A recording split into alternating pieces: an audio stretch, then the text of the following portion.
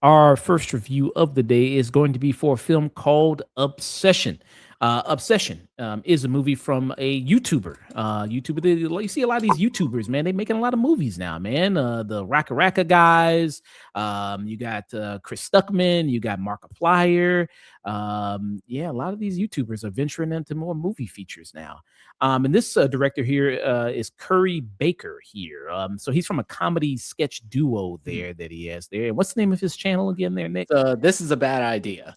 This is a bad idea. That's the name of his channel there. And he wrote and directed this movie here. And in this movie, Obsession, it's a very simple premise. You have this guy by the name of Baron, who's nicknamed Bear there. And he works at a music store there with two other people there. Actually, three other people. He's got his best friend there. He's got this other girl, Sarah, and he's got a girl that he's been crushing on for a long time by the name of Nikki there. He's been trying to find a great time to tell her, how he feels there. He's got a crush on her, but he's just been kind of scared to do so. But one day he, walks into a store there, finds a wishing willow. One wish willow. And then he makes a wish there and says, I wish that this girl loved me more than anyone in the world. And, sometimes with wishes, you see in a lot of horror movies, it's like monkey's paw. Sometimes that comes bad on you, and you see kind of where that all leads to, and the obsession, as the movie is titled, and where that all comes apart. So yeah, that's all the setup you have of this movie there.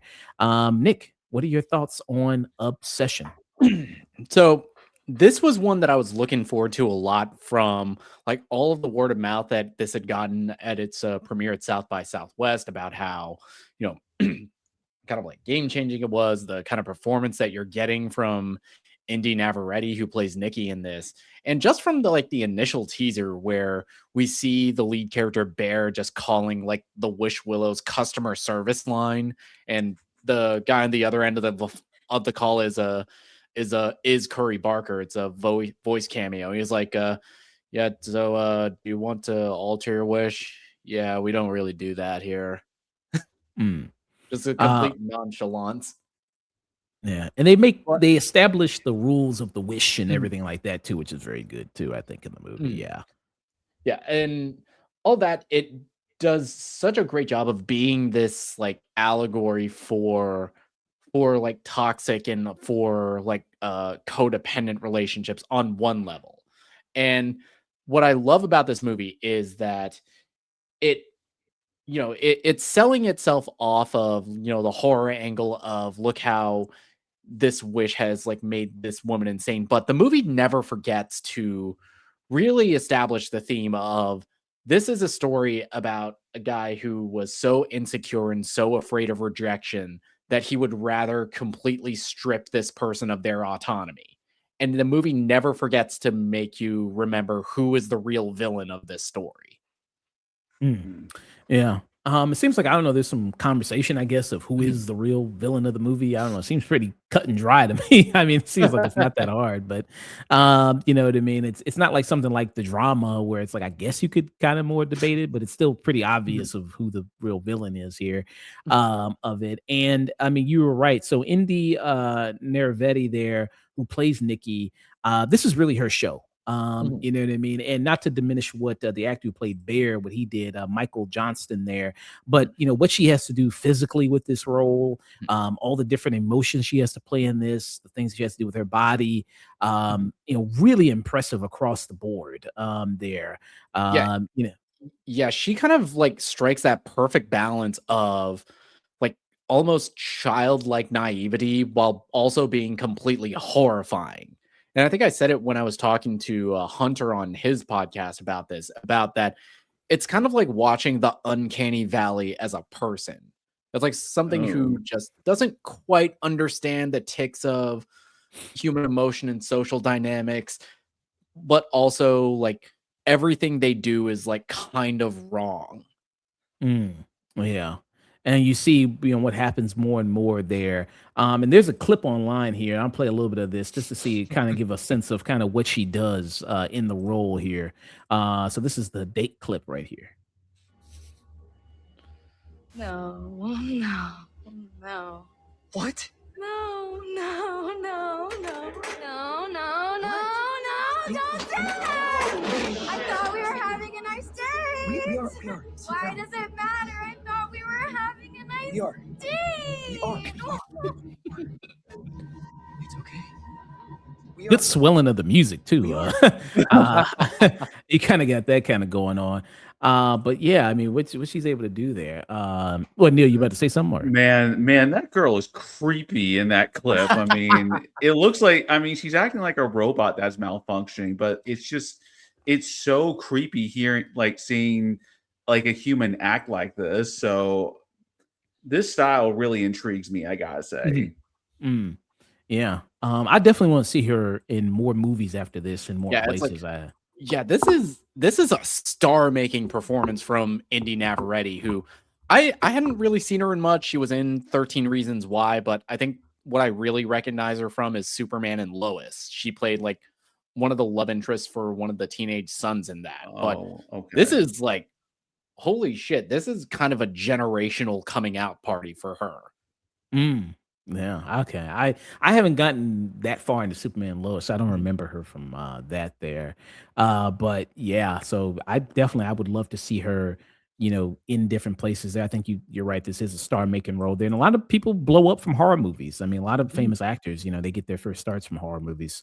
And much chatter about this has been online. Like, this is not only one of the best horror movies this year, but one of the best horror movies of the decade. People are like, this is as great of a horror movie as Hereditary, which came out, that Whoa. 2016 Hereditary came out, I believe. Yeah, and Um, yeah, this is like and I'm loving this kind of phase that we're getting of these like YouTubers turned filmmakers. Like we've talked about with the Philippou brothers, how, a lot is said about, their style, how they shoot, how they use a lot of the camera movement. But so much of, I think, what makes this work is Barker's like ability to like write dialogue that sounds completely natural. Like all the early stuff between Bear and like his friend Ian, who's played by Cooper Tomlinson, it feels like realistic dialogue between characters that are in their 20s.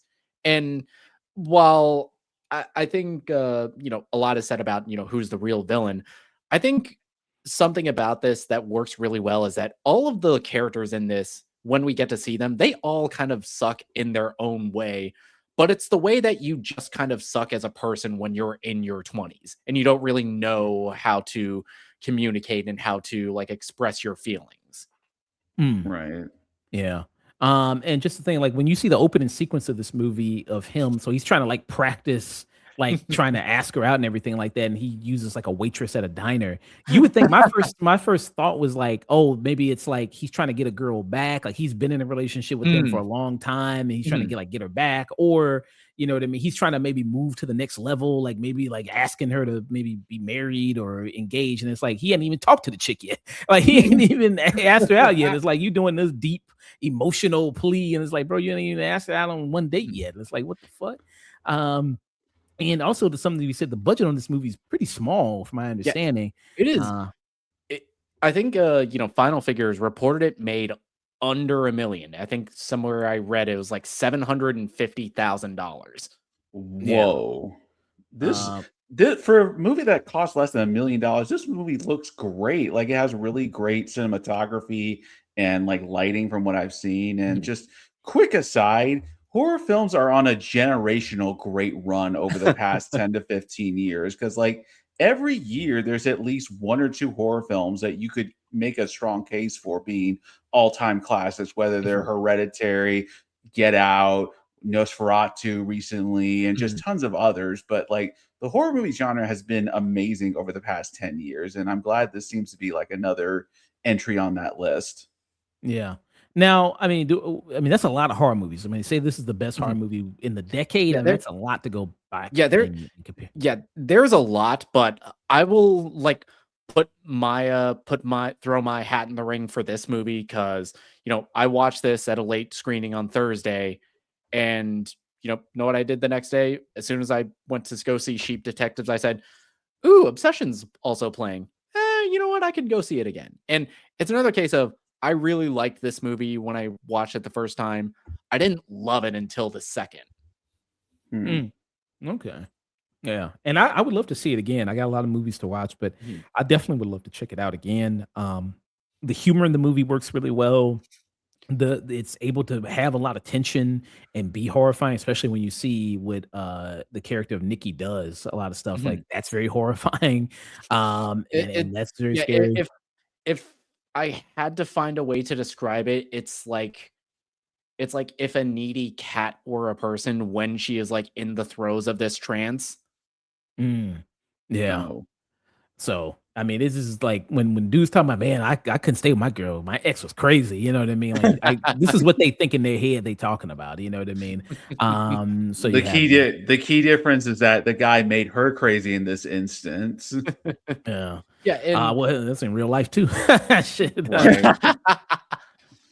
yeah, True. and yeah, the show in the movie, I think it always reinforces that this is a inherently predatory dynamic, especially when it comes to Bear. Because I feel like we've gotten this wave of horror movies in the last like couple of years that were dissecting the whole myth of like the nice guy, of characters like of characters like Bear in this, like Jack Quaid and Companion, about the kind of like incel, the woe is me. It's like, hey, I'm nice to this girl.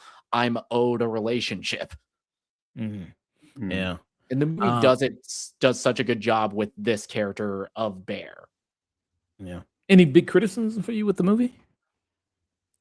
Yeah, I got nothing. This was kind of like the way I felt watching this movie was kind of the way I felt watching Get Out in the theater the first time.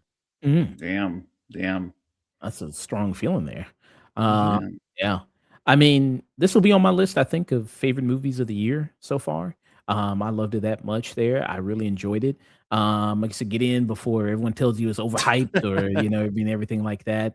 But I had a great time watching it there and knows when to get in, get out there. I think that the way they set up the whole wishing thing works well. They established the rules pretty early and all these kind of things. I think that works pretty well. Again, knockout performance from this actress here, Indy Viredi. She does really a superb job in Mhm. her role there, and all the things she's tasked to do. The budget on this movie, even though it's a small budget, looks great. Mhm. Really great looking Does. movie there. So I think that's appreciated. So yeah, absolutely enjoyed this a lot. I would give it a peak from me there. What about you? Fuck. Yeah, it's like the pacing of this movie, it's paced really well. I was kind of surprised how quick they get into like the horror aspect of this because with a lot of like the Wish, these like monkey's paw kind of movies, it like takes its time. It's like the effects don't really take place until the next day. Now, this movie, it's right away. And it's a stark Mm. contrast between the Nikki we got like seconds earlier, where there's banter, there's chemistry with Bear and with Michael Johnston, but none of it reads romantic. Versus seconds later after the wish, and you can clearly tell something is off. But Bear is Mhm. just like so obsessed, with this like idea of Nikki that he has in his head that he just doesn't care. Mm, Right. And yeah. the lighting, the cinematography, how Barker will use lighting and shadow. It's some of the best we've seen in like a modern horror movie, especially when it comes to like some of the bits in the trailer where Indy is just in silhouette and you just barely can make out like the glint of her eyes. It's reminded me so much of like the Thunderbolts when it showed the void. And Mhm. all-timer generation star making performance from Indy Navarrete. And this is like one of the best feature directorial debuts I've seen from a young filmmaker. And Curry Barker, he's only like 26 years old. He's got his next film already like in the can with Bryce Dallas Howard, and it's going to be like a paranormal ghost hunters thing that they stumble onto a real haunting. And he's already been tapped by A24 to reboot Texas Chainsaw Massacre, which we Oh haven't said boy. much about it, but how he handles the violence and the gore in this movie, I'm like, shit, sign me up. This is already fighting it out with Project Hail Mary as the #1 on my best of list so far. I can't give this anything but this is cinema. Wow. All right, so I'm definitely gonna go see this movie at some point. So thank you for the recommendation, both Great of movie you. with your wife. Yes, yes.